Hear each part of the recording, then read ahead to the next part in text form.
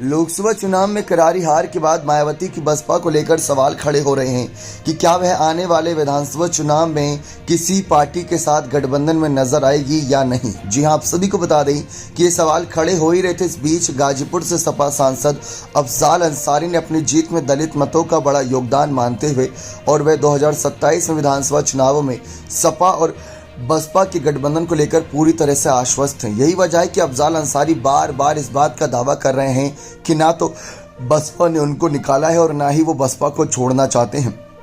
हालांकि ऐसा कहते समय वो मायावती पर भी लगातार निशाना साध रहे हैं और उनका कहना है कि बहुजन समाज की बात टॉप लीडरशिप में माननी पड़ेगी, नहीं तो इसका खामियाजा आगे भी भुगतना पड़ेगा। अफजाल अंसारी 2019 में बसपा और सपा गठबंधन में बसपा के टिकट पर चुनाव लड़े थे और जीत दर्ज करी थी, जबकि 2024 में उन्होंने सपा से जीत हासिल करी और कांग्रेस का साथ भी मिला था। 2024 में इंडिया गठबंधन की सरकार नहीं बन पाई, लेकिन 2027 में यूपी में सपा बसपा का गठबंधन हुआ तो अफजाल अंसारी का मानना है कि सरकार बन सकती है और इसी वजह से वो बसपा से अपने को जोड़कर चल रही हैं। लोकसभा चुनाव में अफजाल अंसारी की जीत में दलित मतों का बड़ा योगदान बताया गया। उनका दावा है कि कुछ दलित बस्तियों में उनको 75% तक मत मिले हैं और औसतन दलित बस्तियों के 50% तक मत उनको मिले हैं। उन्होंने इस बात को स्वीकार किया कि लोकसभा चुनाव से पहले उनको ये बात बताई गई थी कि अगर दलित उनको वोट करता है तो परिणाम उनके पक्ष में होगा और उन्होंने दलित वोट पर पूरा फोकस किया और परिणाम सकारात्मक रहा। अफजाल अंसारी ने तमाम बातें रखी, लेकिन सवाल आता है सपा और बसपा का साथ आना। जी हां, क्या अखिलेश और मायावती एक बार फिर से एक मंच पर नजर आएंगे?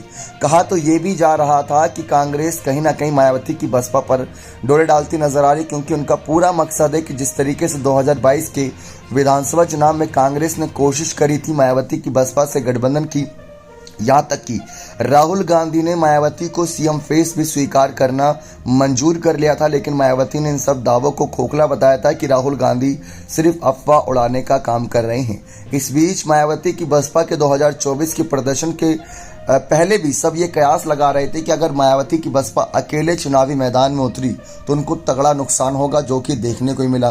लेकिन अभी भी जो बसपा है वो वापसी की ओर देखेगी। अभी अपनी समीक्षा बैठक में कई अहम फैसले सुना सकती है और उन अहम फैसलों में 2027 के विधानसभा चुनाव को लेकर भी रणनीतियां बनाई जा सकती हैं, जिससे कि 2024 में जो गलती हुई, जैसे मुख्य गलती के तौर पर अकेले चुनावी मैदान में उतरना, बीजेपी की बी टीम का पर आरोप लगना, तीसरा आकाश आनंद जैसे युवा नेताओं को यानी कि चेहरों को पीछे करना, ये आरोप लगे। इन सब को कहीं ना कहीं मायावती पलटकर अपने झुकाव में लाना चाहेंगी और देखते हैं कि आने वाले वक्त में क्या गठबंधन को लेकर कोई विचार करती हैं या फिर अकेले रहकर सपा और बाकी पार्टियों की मुश्किलें बढ़ाती हैं। क्योंकि सबने देखा और यहाँ तक कि सपा के साथियों ने भी कहा, कांग्रेस ने भी कहा कि अगर बहन जी साथ होती तो उत्तर प्रदेश में भाजपा का पूरी तरीके से सफाया करने में कामयाब होते। लोकसभा चुनाव में बहुत तगड़ा नुकसान भाजपा को पहुंचाया जा सकता था, लेकिन बसपा के अकेले चुनाव लड़ने की वजह से वो कहीं ना कहीं कसर छूट गई। अब वो कसर क्या 2027 के चुनाव में